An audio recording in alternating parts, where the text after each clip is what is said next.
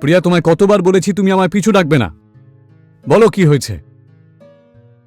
এই নাও তোমার টিফিন, ভুলে যাচ্ছিলে। সরি, সত্যি ভুলে গেছিলাম আমি। আজকে হয়তো আসতে একটা দেরি হবে, বসের সাথে আমার একটু মিটিং রয়েছে।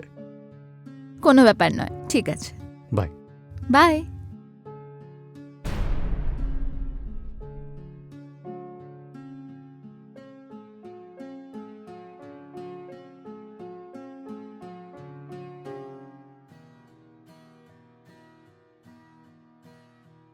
Good morning. তোমাকে হোয়াইট শার্টে খুব ভালো লাগে জানো। Thank you so much.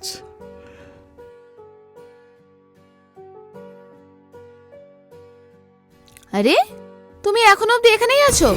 অফিসের জন্য লেট হচ্ছে না? বস মেল করেছিল, সেটা রিপ্লাই দিচ্ছিলাম। বাই। Okay bye.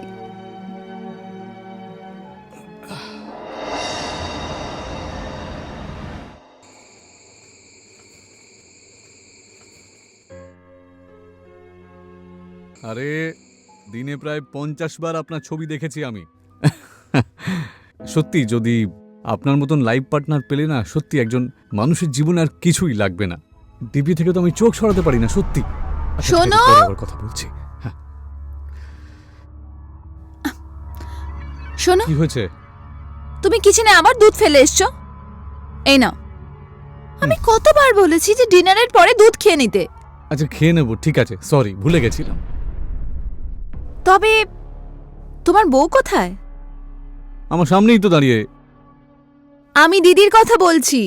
আমার প্রথম বউ তো তুমি। তোমার দিদি আমার বউ নাম্বার 2। তবে দিদিকে খাওয়ার কথা জিজ্ঞেস করতাম, তাহলে আমি এক্ষুনি দিয়ে আসছি। ঠিক আছে, আমি অপেক্ষায় রয়েছি, তাড়াতাড়ি এসো, ততক্ষণ আমি দুধটা শেষ করে দেব। ওকে।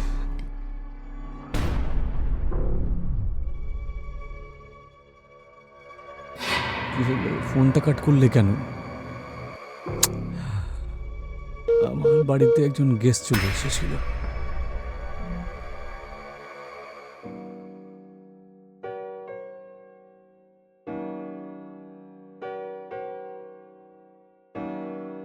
দিদি, দিদি, দিদি।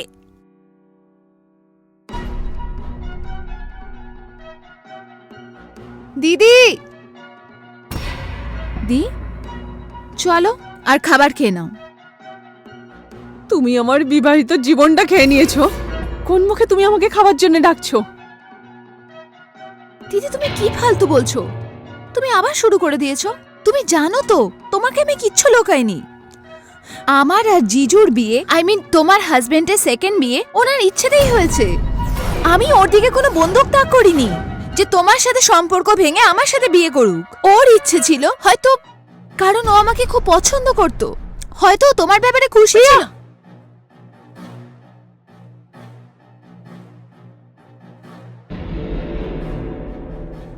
তোর মুখ সামলিয়ে কথা বল। এটা ভুলে যাস না তুই আমার বাড়িতে দাঁড়িয়ে আছিস। হয়তো তুমি ভুলে যাচ্ছ যে মানিশ আমারও হাজবেন্ড। যতটা অধিকার তোমার এই বাড়িতে আছে ততটাই আমারও আছে। প্রিয়া, আমি তোকে কি করে বোঝাবো? তুই সবার আগে আমার বোন, তারপর আমার সতীন। তোর কি এটা দেখে খুব ভালো লাগবে যে তোর বড় বোনের ঘরটা এইভাবে ভেঙে যাচ্ছে? দেখ, আমি অফিসে সমাজে কি করে মুখ দেখাবো? সবাইকে কি জবাব দেব কি আমার ছোট বোনই আমার সতীন হয়ে ঘুরে বেড়াচ্ছে? আমার কাছে কোনো উত্তর নেই এর। টেবিলে খাবার রাখা আছে, তুমি এসে খাবার খেয়ে নিও। প্রিয়া, আবার জবাব চাই। প্রিয়া,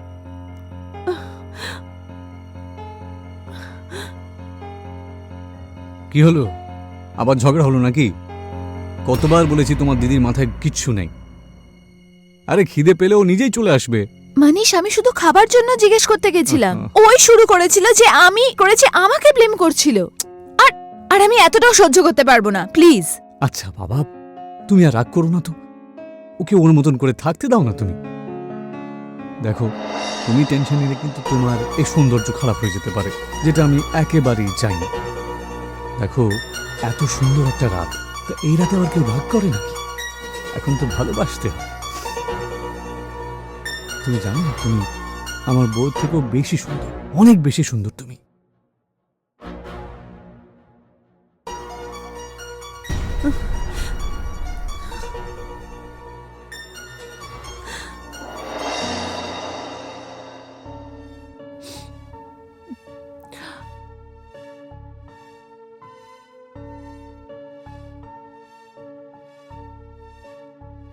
মনীষ, কেন করলে তুমি আমার সাথে এরকম?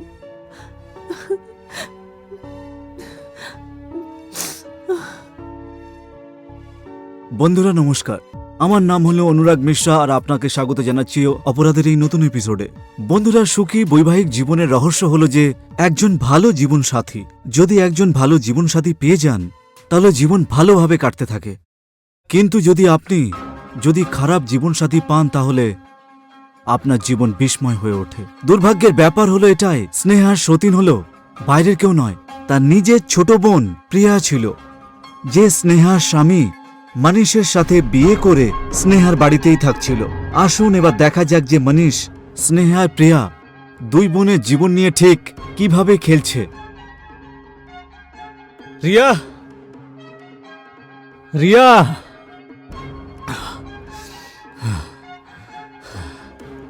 মনীষ, তুমি জানো তো লাস্ট মান্থে তোমার অ্যাটাক এসেছিল, তুমি আবার রানিং করা শুরু করে দিয়েছো। তুমি জানো এটা খুব ডেঞ্জারাস হতে পারে। আরে ওই শর্মা বাবু কল করেছিলেন, তাই একটা রাউন্ড মারি আর কি। তা তুমি এত সকাল সকাল, আরে তুমিও একটু রেস্ট নাও না। যদি আমি রেস্ট করা শুরু করে দিই না, তাহলে তুমি একদমই অফিস যেতে পারবে না। তোমার লাঞ্চ আর ব্রেকফাস্ট কে তৈরি করবে? কেন, স্নেহা কি করে সারাদিন? আরে ওরও তো দায়িত্ব রয়েছে তোমাকে সাহায্য করা, তাই না? ডিনারটা তুমি বানাও, তাহলে ব্রেকফাস্টটা তো বানাতেই পারে। ওর হাতে রান্না খেলে আমাদের কিন্তু একদিন মূল্য দিতে হবে। তার মানে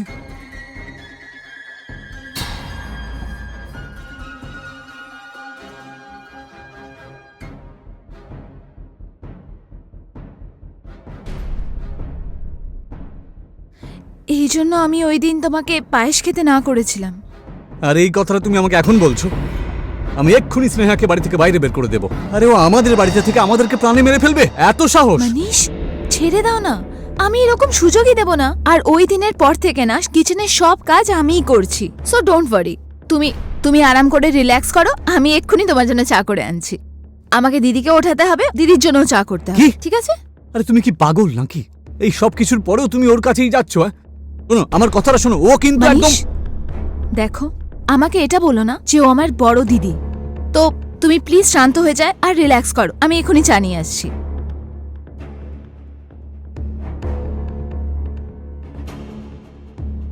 দিদি,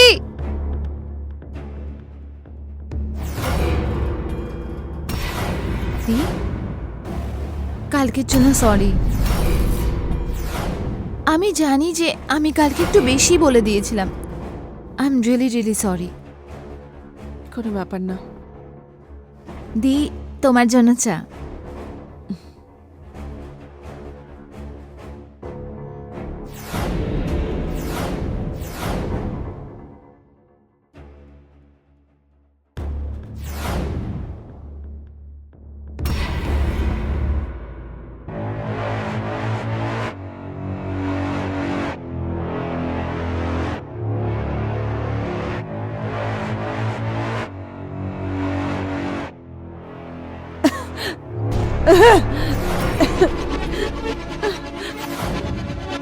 তুই তুই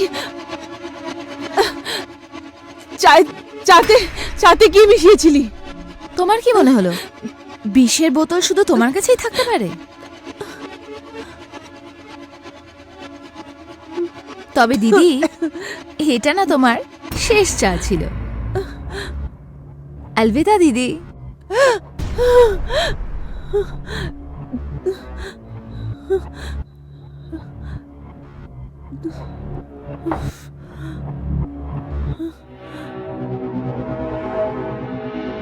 দি, তোমার জন্য চা।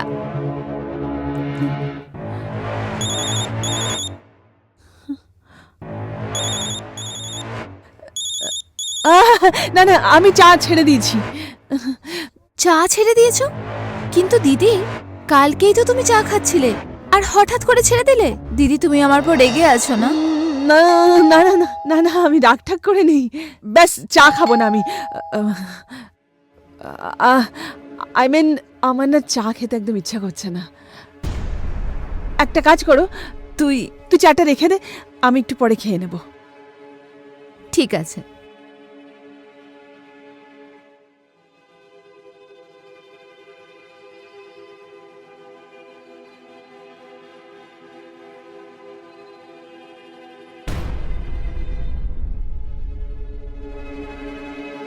রবি,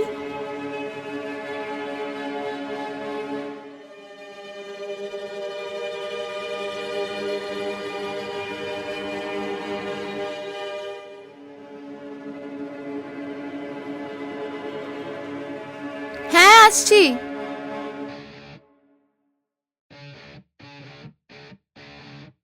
হ্যাঁ বলুন, আপনি কে? নমস্কার, আমি রবি শর্মা, স্নেহার কলিগ। স্নেহা বাড়িতে আছে, কথা বলতে চাই ওনার সাথে। হ্যাঁ, দিদি ভেতরে আছে। এক মিনিট। দিদি, দিদি, তোমার সাথে কেউ দেখা করতে এসেছে। হাই স্নেহা। হাই। রবি, তুমি এখানে? আসো না, ভেতরে এসো।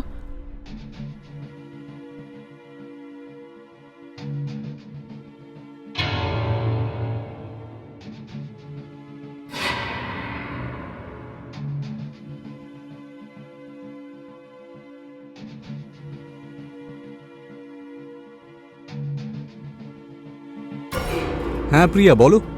মানিশ, কেউ রবি শর্মা বলে ঘরে এসেছে দিদির সাথে দেখা করতে।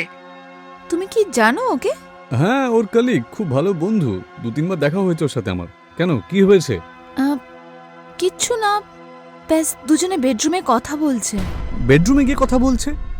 আমার মনে হচ্ছে যে ওদের দুজনের মধ্যে। আই ডোন্ট নো, কিন্তু ওদের দুজনের উপর লক্ষ্য রাখো। ওরা আবার কোনো প্ল্যানিং করছে না তো? ওরা দুজন ফোনেও তো কথা বলতে পারতো, তাহলে বাড়িতে এসে কথা বলছে।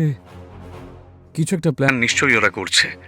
আর এমনিতেও স্নেহা আমাদেরকে মারার চেষ্টা করেছে, যেটা ও সফল হতে পারেনি। কিন্তু ব্যাপারটা হলো, ওরকমই কিছু প্ল্যান করছে না তো ও আবার।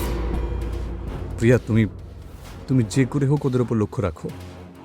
একবার জানার চেষ্টা করো যে ওদের মধ্যে ঠিক কি চলছে। ঠিক আছে, বুঝে গেছি আমি। স্নেহা, এইভাবে কতদিন চলবে? অফিসের কামও কিন্তু সাফার হচ্ছে। আই নো যে তোমার জীবনে অনেক রকম সমস্যা চলছে, আর তুমি বসকে খুব ভালো করেই চেনো যে উনি সব কাজ আমাকে দিয়ে করাবেন। তাছাড়া ক্লোজিংয়েরও সময় হয়ে এসছে। তোমার অসুস্থতার কারণ দিয়ে আর বেশি দিন চলবে না। কিন্তু আমিও কি করব রবি? আমিও কিছু বুঝতে পারছি না। আমারও কোনো শখ নেই 4 দেওয়ালের মধ্যে আটকে থাকার, কিন্তু যখনই বাড়ি থেকে বাইরে বেরোই তখন হাজার চিন্তা মাথায় ঘোরে। কি লোককে কি জবাব দেব? আমার ম্যারিড লাইফের ব্যাপারে তো সবাই জেনে গেছে। এই সব কিছু সবার সামনেই তো হয়েছে। মনীষ আর আমার বোনের ব্যাপারে এখন সবাই জানে। আমি তো একদম বুঝতে পারছি না যে আমি এই সব কিছু কি করে ম্যানেজ করব। স্নেহা, আমি তো বিশ্বাসই করতে পারছি না এই সব কিছু সত্যি। কিছুদিন আগেই তোমার জন্মদিনে তোমার স্বামী অফিসে ড্রপ করতে গিয়েছিল। তোমরা দুজন কত খুশিতে ছিলে। 2 মাস আগেরই কথা। আর দেখো, তোমার নিজেরই বোন এখন বিয়ে করে এই বাড়িতে এসে রাজ করছে, আর তুমি কিছুই করতে পারছো না। বিশ্বাসই হচ্ছে না। কারোর উদ্দেশ্য খারাপ হতে কতক্ষণ সময় লাগে রবি? কিন্তু আমার চিন্তাটা আমার বোনকে নিয়ে হচ্ছে। ওর মনে হচ্ছে যে মনীষ ওকে খুব ভালোবাসে, আর ও পাগলের মতো ওকে ভালোবাসতে শুরু করেছে। কিন্তু ও এটা বুঝতে পারছে না মনীষ 1 নম্বরের মেয়েবাজ। নিজের খিদে মেটানোর জন্য ও যে কারোর ব্যবহার করতে পারে, সেটা নিজেরই শালি হোক না কেন। চিন্তা করো না স্নেহা, দেখো একদিন মনীষের সত্যিটা সবার সামনেই চলে আসবে।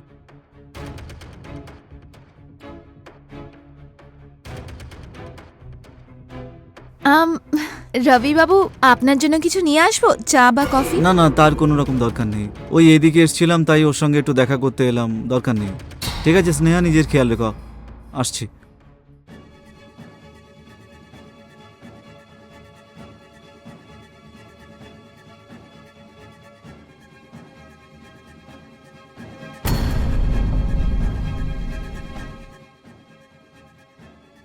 দাও, আমাকে দিয়ে দাও। আচ্ছা, সকালে ওই রবি বাড়িতে এসেছিল, তাহলে কিছু জানতে পারলে যে কেন এসেছিল? হ্যাঁ, আমার মনে হয় ও অফিসের কাজের জন্যই এসেছিল, আর কিছুক্ষণ বসেছে তারপর চলে গেছে। আচ্ছা, তুমি ফ্রেশ হয়ে আসো, আমি খাবার তৈরি করে আনছি। ওকে।